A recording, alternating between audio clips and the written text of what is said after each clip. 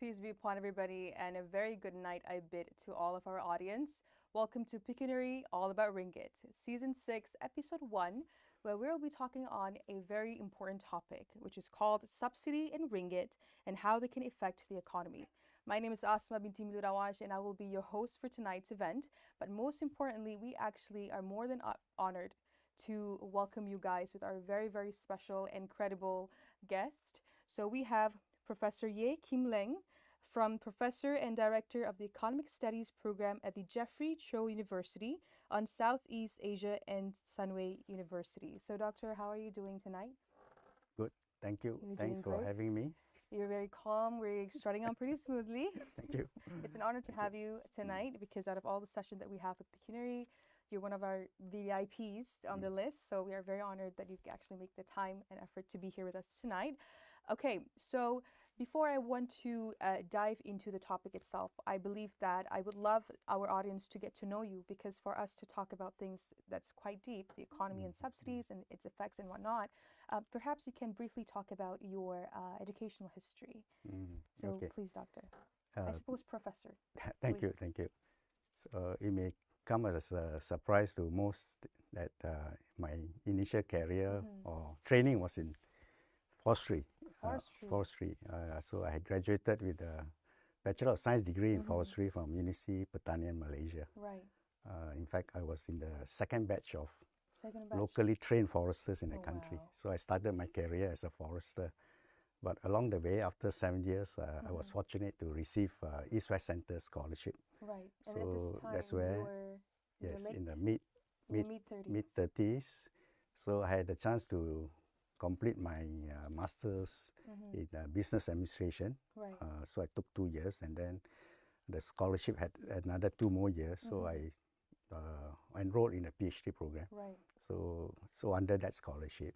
So after 4 years, came back with a PhD in agricultural and resource economics. Right, economics. Yes, so from there I so-called transformed myself Right. from being a forester to business administration, then into economics. Oh, So wow. since then, I started my economics career at Right. the Institute of Strategic and International Studies, ICES. And then after 1.5 years, I joined to start up the economics and market research department in the country's first rating agency, RAM rating agency in Malaysia. And I was there for 20 years. 20 years, and then when I retired, I joined, I was asked to, by a close friend, ex-colleague, ICES colleague, who pulled me to be the dean of a business school at Malaysia. He saw the potential. University of Science and Technology, and then after 2 years, it was a full-time job as a dean. But so when the opportunity opened up for a part-time flexi hours position at Sunway, I grabbed the opportunity and joined Sunway 2016 until now. So more than 7 years now. More than 7 years. I suppose you intend to continue, right? With this such incredible history of education, you've got to go more and more and more. You know, there's never ending when it comes to knowledge. Okay, so for tonight, we want to focus on a particular topic. So we want to talk about subsidy and ringgit and how they can affect the economy. So we want to break it down slowly, of course. We don't want our audience to be shocked or overwhelmed with all the information. So we're going to start off slow by understanding what is exactly subsidy and what is currency. So first question to you as an introduction, would you care to explain the purpose of currency in economics and how it facilitates transactions? Okay, the topic on currency, of course, is slightly different from subsidies, but it is in a way related.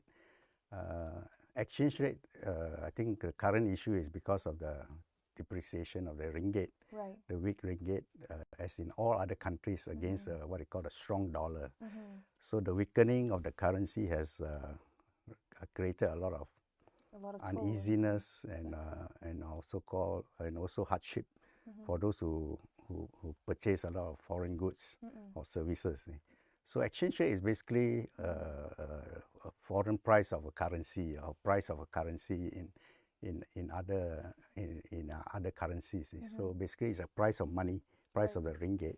So exchange rate is basically is important because of the fact that Malaysia, as an open economy, we trade with all other countries, and then importantly, we also welcome foreign direct investment in the country as well as we do invest overseas. So the exchange rate is an indicator of the country's purchasing power, the ringgit's purchasing power.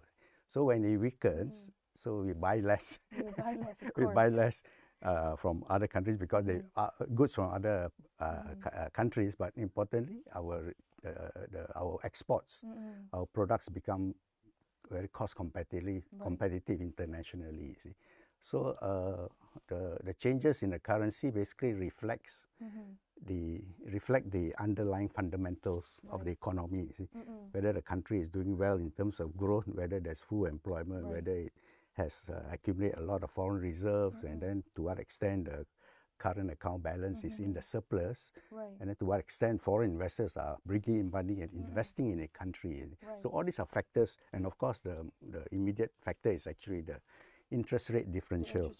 That's where the current strong US dollar is, because faced with unprecedented inflation shock that hit the US economy, they had no choice but to increase their interest rates to the extent that it was hiked to more than 50% from almost zero.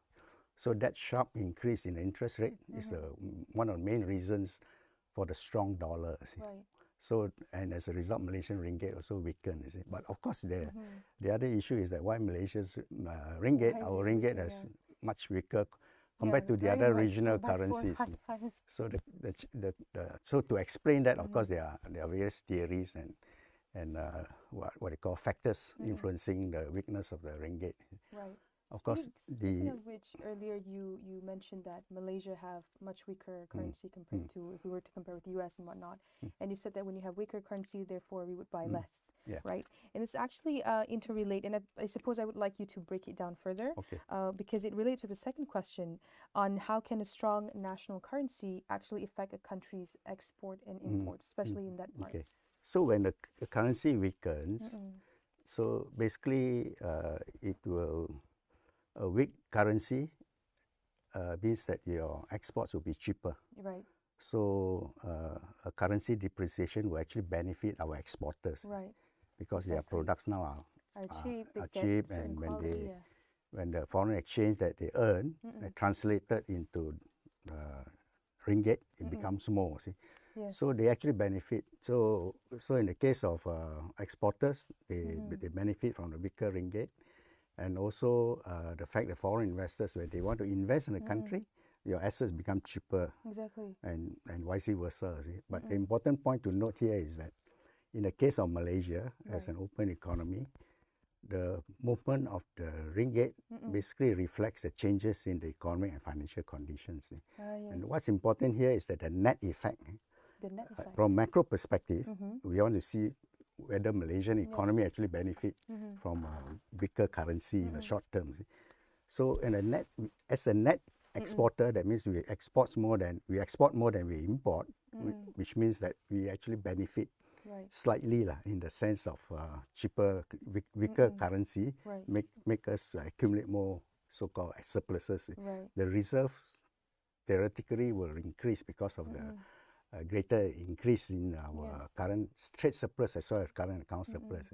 So these two are very important points to note, that Malaysia, there is a what they call asymmetric impact, unequal impact on importers as well as exporters, and then those who want to invest in our country, invest here, or for Malaysia to invest overseas. So it's what it does is that it makes the impact, the unequal impact, even more pronounced when the currency depreciates. So what's important here is that it is for businesses as well as for households in terms of if they are supporting their students, their children overseas, then they need to have to set aside more money in order to support their children's education overseas. So what's important here is that we need to know the resilience of the industries that are affected by the exchange rate changes. By and large, most companies would have taken currency risk into consideration when they do their planning, their marketing, and their production, all those things.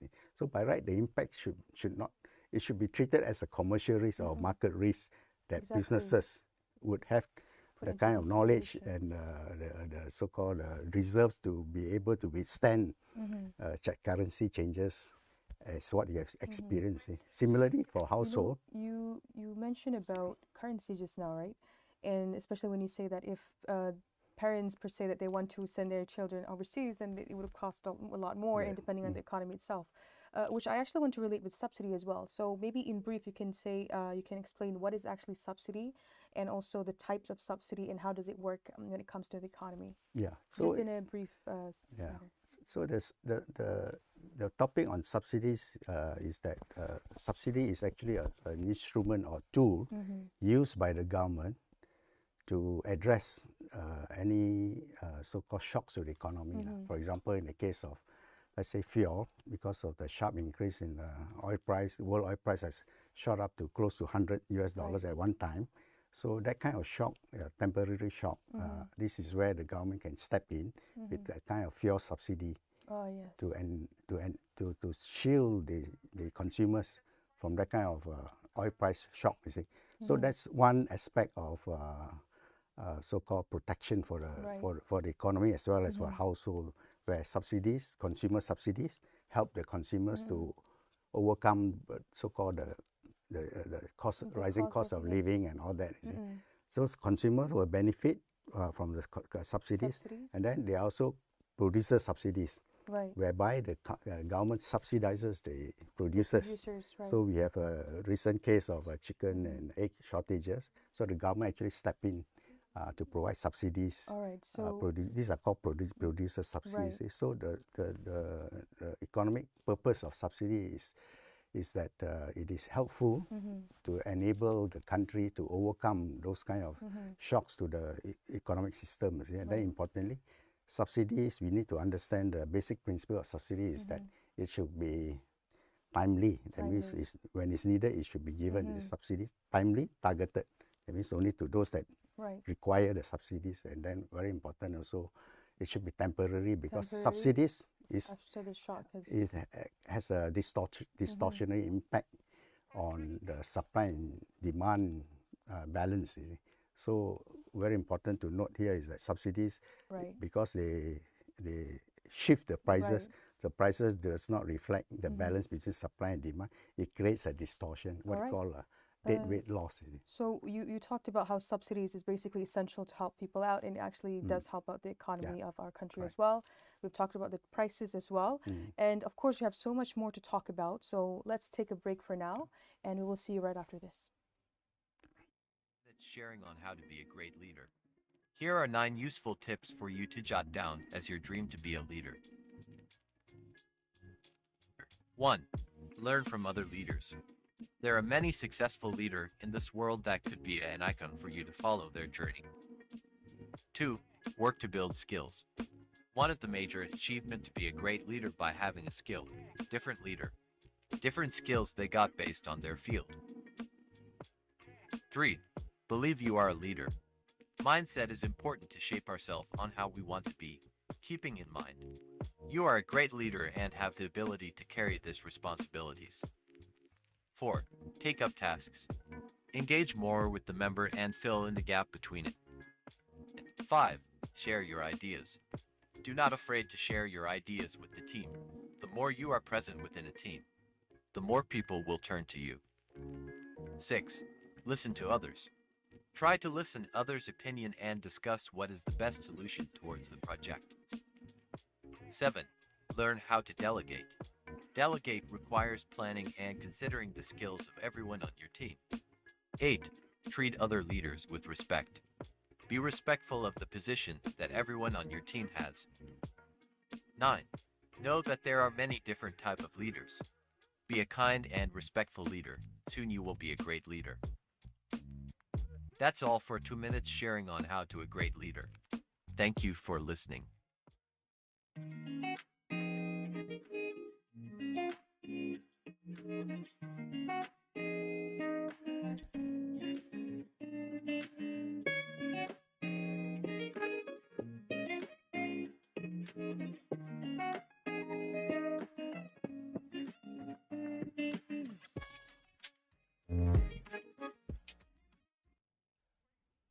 Welcome back to Pecuniary Season 6, Episode 1, where we talk about subsidy and currency and how do they affect the economy.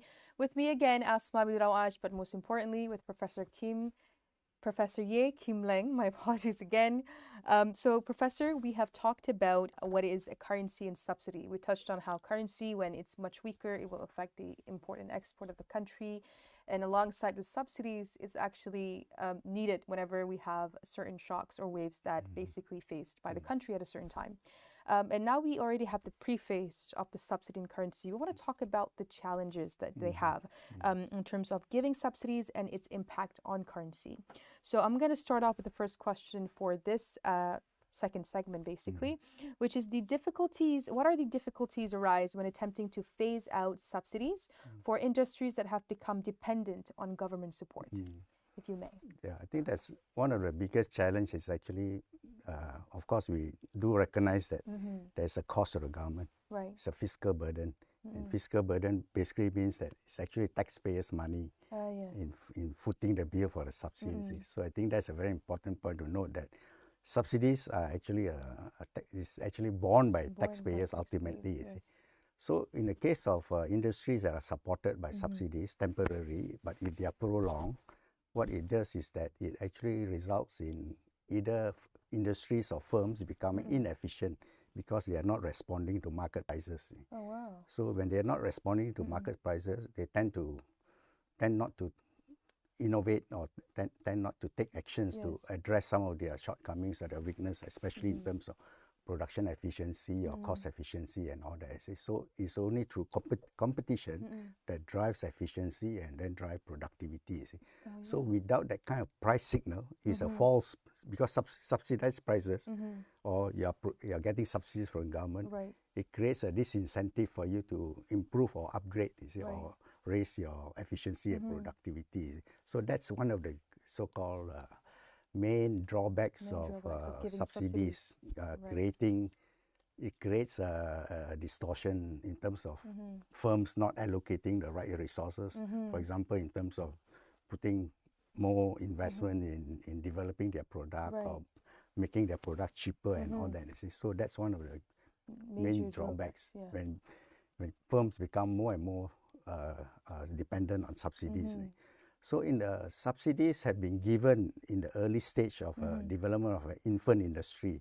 So it's an argument of so-called infant industry protection. Subsidy being used to protect the infant, but there should be a time frame, where a time limit given, so the industry will grow out of that subsidy dependency. So they won't be dependent on it. Exactly. But it's very hard to remove it, particularly because of political lobbying and all that. Oh, I see. So it becomes tougher, especially if the government is not strong and the pushback from the people is weak, you see. And typically industry lobbies are very strong because of their ability to influence the government decisions and policies. So I think what's important to note here is that we have to ensure efficiency in the economy by making firms, industries compete on a level playing field, without subsidies. So all commercial activities, all economic activities, by right, should be undertaken without any support from the government. It should be left to free market competition. It's only in certain industries whereby the government can play a developmental role through the use of subsidies, soft loans, and other means, other support. Then they can help to bring up a particular industry. But after it's developed, they should be free and left to compete in the open market, and that's where the economy can be strengthened through increased competition. Like you said earlier, you said that some of the industries, even though it's hard to basically detach from them benefiting from the subsidies and etc. And also, obviously, in that sense, because you said that if they continue to give it, then for other part in terms of the free market, they don't really have the, I would say, the funding towards that. So in that case, why does the government give subsidies to people even if it can make the government expenditure high? Can you explain more on that? Okay, the rationale for government to provide subsidies, I think, rests on quite a number of goals, among which include poverty eradication. So poverty eradication, we know that so-called the poor are typically disadvantaged in many ways.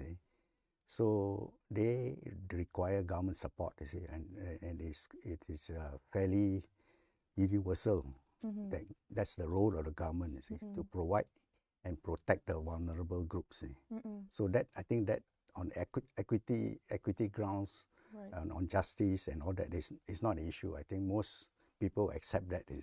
So that the subsidies do help to raise the income level, to ensure that they do not fall into the below the poverty line. You see. And then of course the other argument of subsidies being given on a blanket basis, everybody benefits from having subsidies. So that one is there's an issue of efficiency of use of the resources, because those who can afford to pay market price, by right they should be so-called paying that kind of market prices without the subsidy, because then subsidies will be misallocated or poorly used. You see. So these are what they call bad subsidies, because you're subsidizing those who can afford. Who can actually afford. So those I think, who actually need them are not getting the benefit. So we need to have what they call targeted subsidies. So the debate now is, of course, what form of targeted subsidy or subsidy schemes that we should roll out. You see. Because in the consumer will always face all kinds of shocks in terms of price increases. There are thousands of items that goods and services that we consume. You see. So, of course, the subsidies tend to be concentrated on essential goods and services. And that is also debatable, because essential goods like flour, there are so many types of flour. You cannot subsidize it. So you want to subsidize only the basic flour. But an important argument now is that the shift from subsidy, what they call product by product subsidy, to move to what they call general income support. So that the household will have the flexibility to use the income to offset any price increases that they face because of the rising cost of living or the negative impact on inflation. So I think more and more governments now are thinking of this subsidy in the form of income support. You see. So in the case of Malaysia, the case now is being made for what they call to establish a minimum income protection floor for the people, for the eligible targeted groups. And then the coverage will depend on what is our ability to give out, give out, whether we have enough resources to provide for everybody. So I think the move towards so-called the universal basic income will take some time. I think for developing countries, perhaps we only have enough resources to only provide for the low-income groups. So we can define either as B40 or B60 or even up to B80 for certain items. So I think that there is a very strong justification that we can reduce the overall subsidy bill by making it more targeted. Then some of the subsidy savings can be used for other purposes, other development purposes, including healthcare, public transportation, education, and all that. Better use to other use. Other development purposes that have greater multiplier effect. They will generate longer, what they call longer-term growth potential for the country. You see. I think that's an important point, because our resources are limited. So if we can use it more efficiently, and then importantly, direct it to activities that have long-term multiplier effects, and of which include education, training, skills upgrading, and all that, and also, of course, healthcare and all that.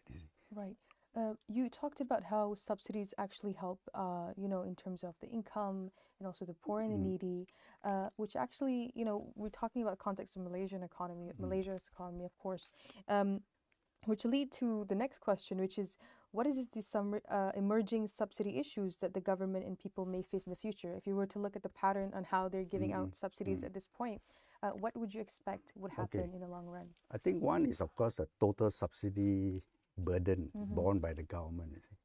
So question now is whether the government can, what is the appropriate optimum size that it should provide for the government. I think it depends on the conditions of the people.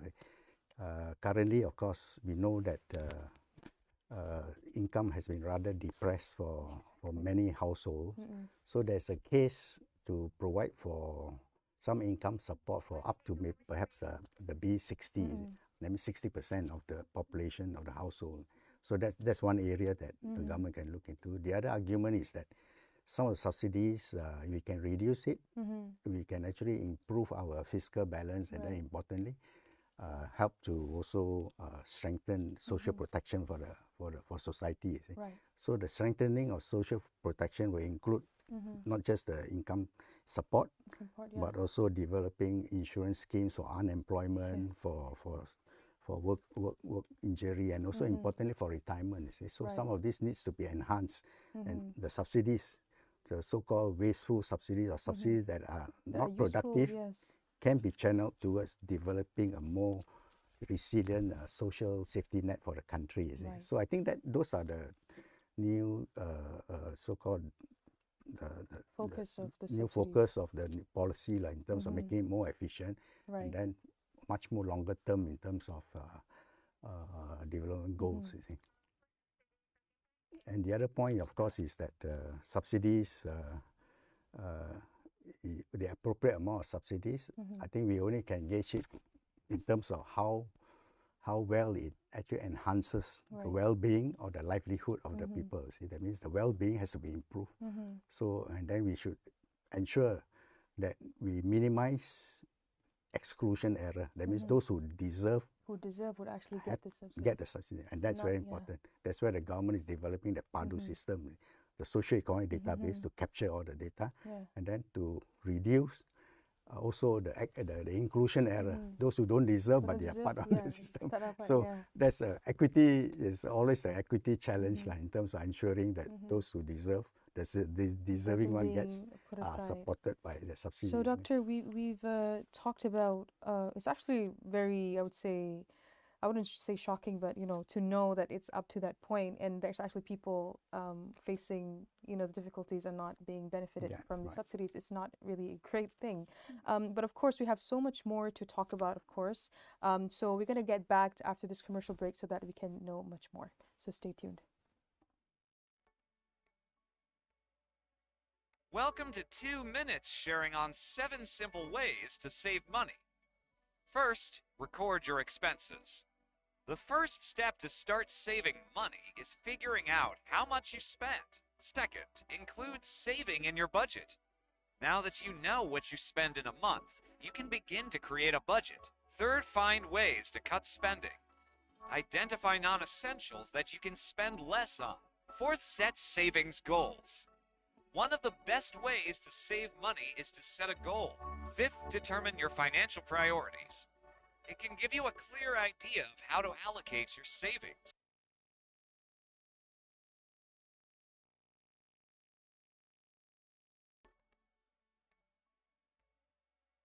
Welcome to 2 Minutes, sharing on 7 simple ways to save money. First, record your expenses. The first step to start saving money is figuring out how much you spent. Second, include saving in your budget. Now that you know what you spend in a month, you can begin to create a budget. Third, find ways to cut spending.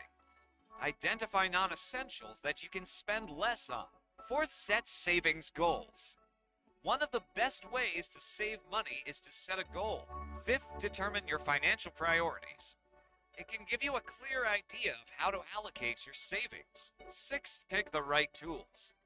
There are many savings and investment accounts suitable for short and long-term goals. Seventh, watch your savings grow. Review your budget and check your progress every month. That's all 7 ways to save your money.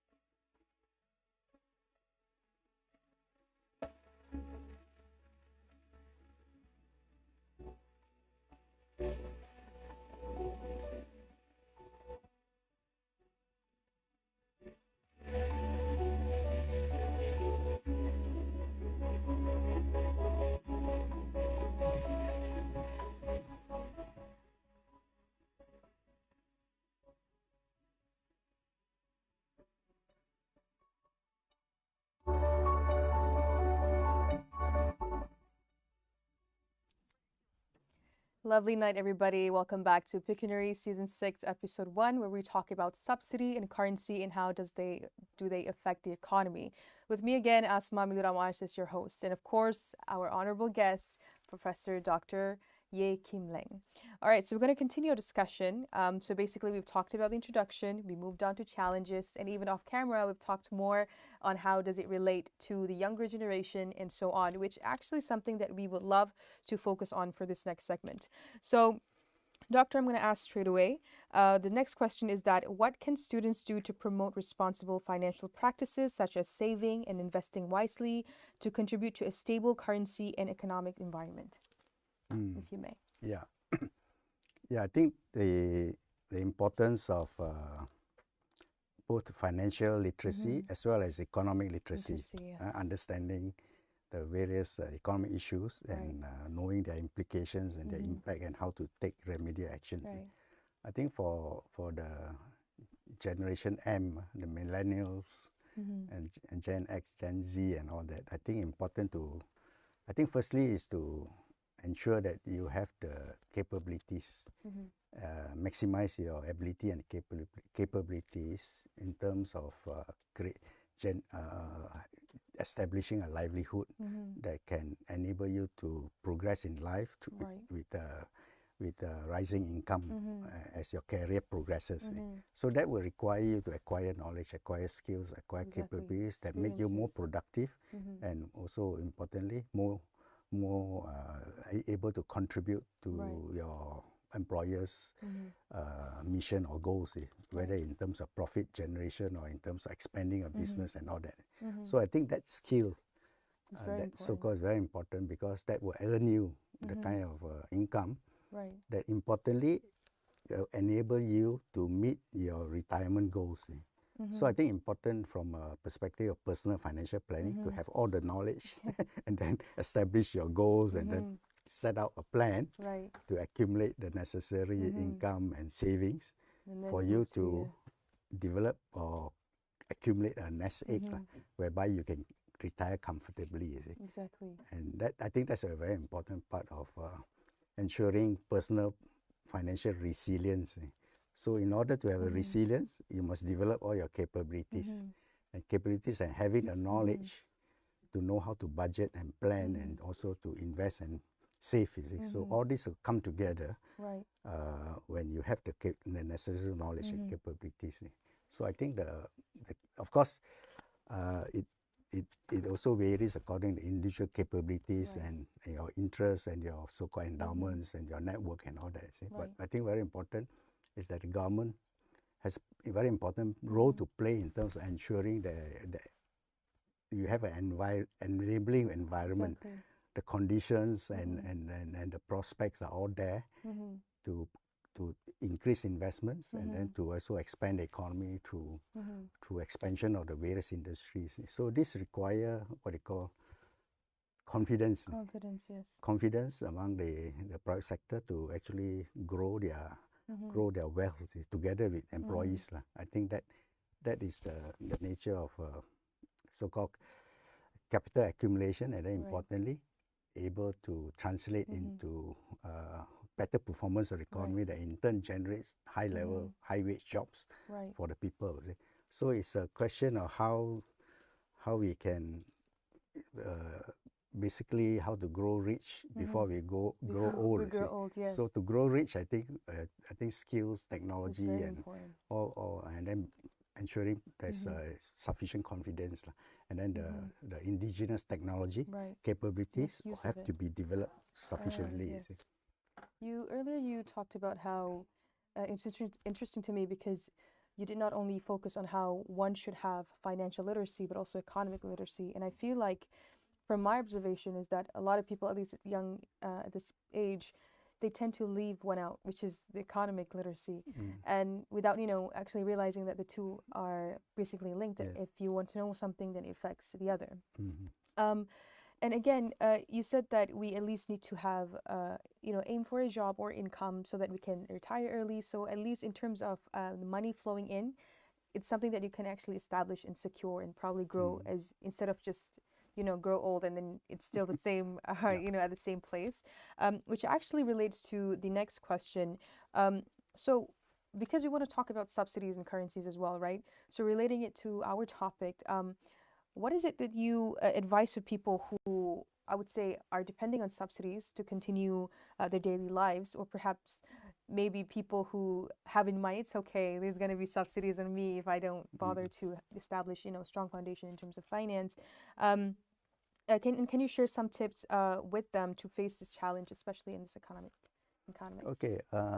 Of course, from an individual perspective, there are ways in terms of your lifestyle, right, your spending habits, and all that. You can adjust accordingly to meet your life goals. You see, right. like for example, let's say if the government were to continue to provide, let's say fuel subsidies, but instead of targeted fuel subsidy in terms of fuel coupon, they provide you with income increase. They basically provide you with income support in place of fuel subsidy, so that you can have the freedom to choose how you're going to spend it. Yes. So you may want to migrate from,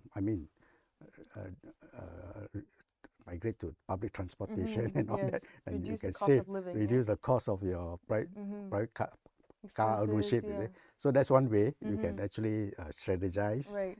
to make use of the subsidies, and at the same time to enhance your income level, Exactly. your savings and all that. So there are various opportunities that are available, so that in a way we can, when subsidies are given in the form of cash, Right. then you have the Tendency flexibility to decide how you use it, rather than be just confined to fuel. Right. So that's, I think, the kind of principle that we are promoting to the government, to give people the freedom of choice as to how they're going to spend the subsidy, instead of just focusing on you have to use this coupon to spend Just on for this. chicken or eggs or fuel. You see, Right. so they have the financial choice to, the choice to choose how they want to spend it, it, or more importantly, they have the flexibility to save it, and that would be something that is encouraged, because savings for your either for emergency use or for long-term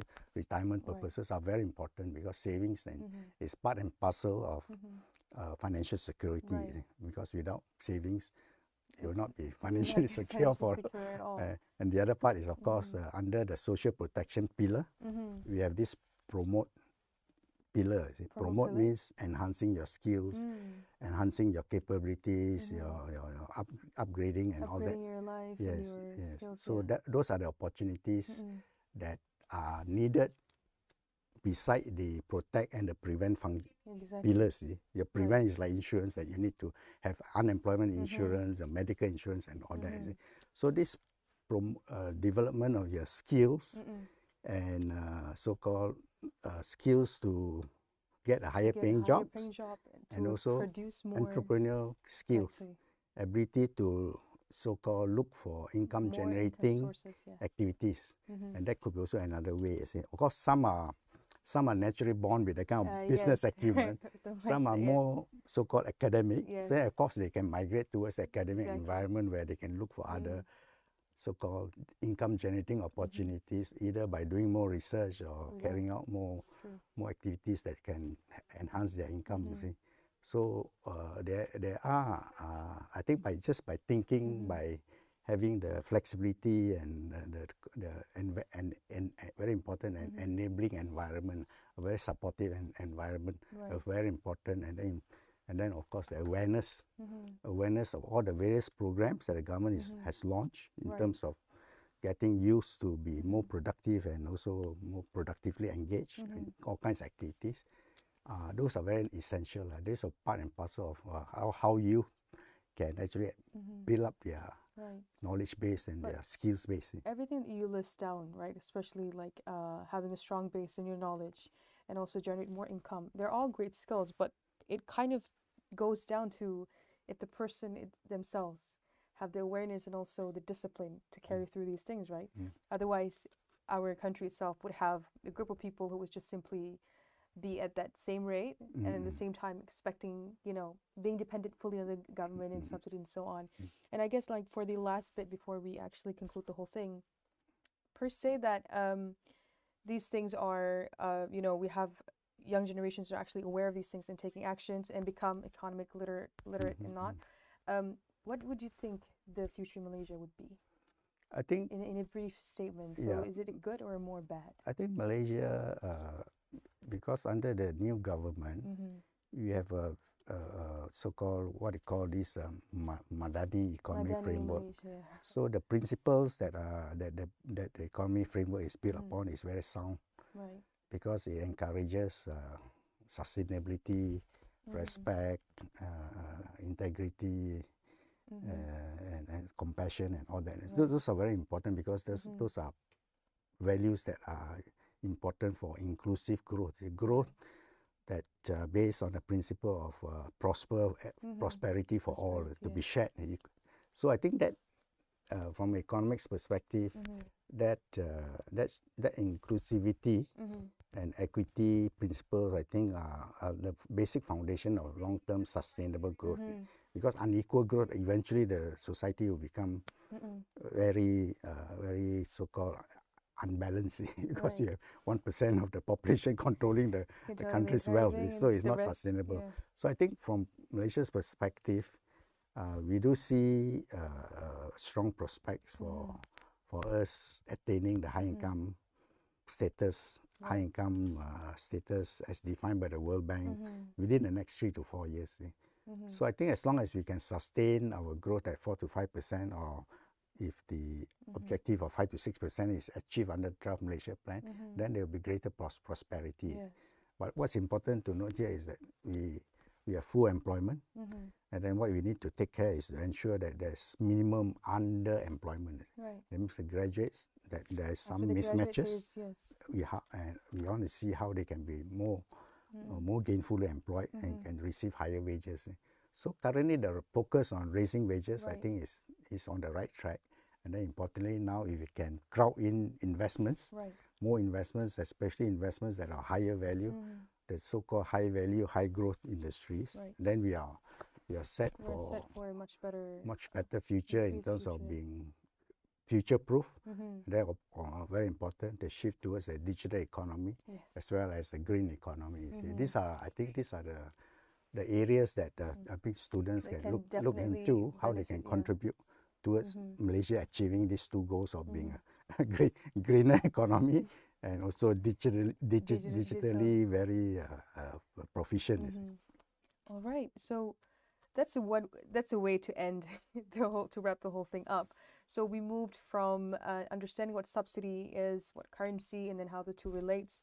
And then we even talk about challenges, for the people who are depending on it in terms of import and export. And then after we talked about that, we moved to its impact, especially in terms of how students would benefit from it, or how students can actually find ways so that the subsidies can be shifted into more beneficial area that can actually develop the country. And I feel like the flow of tonight's is very clear and very structured, to the point that I don't think it will be complicated for our audience to learn more about. And so unfortunately, we have come to an end of this live session. And of course, I'm pretty sure that a lot of you would like to know more about it. So I would suggest that you checked out and do more research on our professor, Kim Leng, and then read up and make sure, especially to become economically literate and financially literate, because it's very important for our future. So before we closed up, I would like to thank you, Doctor, for coming today, for your time, and also your very insightful knowledge. I must say that by next semester, I'm going to definitely look into economics, being part of my major. And also, I would like to take the time to promote IEM TV. And if you guys are interested to basically follow us and keep posted with all of our things, be sure to follow us on Instagram, YouTube, Twitter, Facebook, LinkedIn, and Spotify. And you don't want to miss out on such beneficial insights from our professionals. So that is all from us. My name is Asma Mirawaj, signing out from Pecuniary, all about Ringgit. Have a great night and blessed day.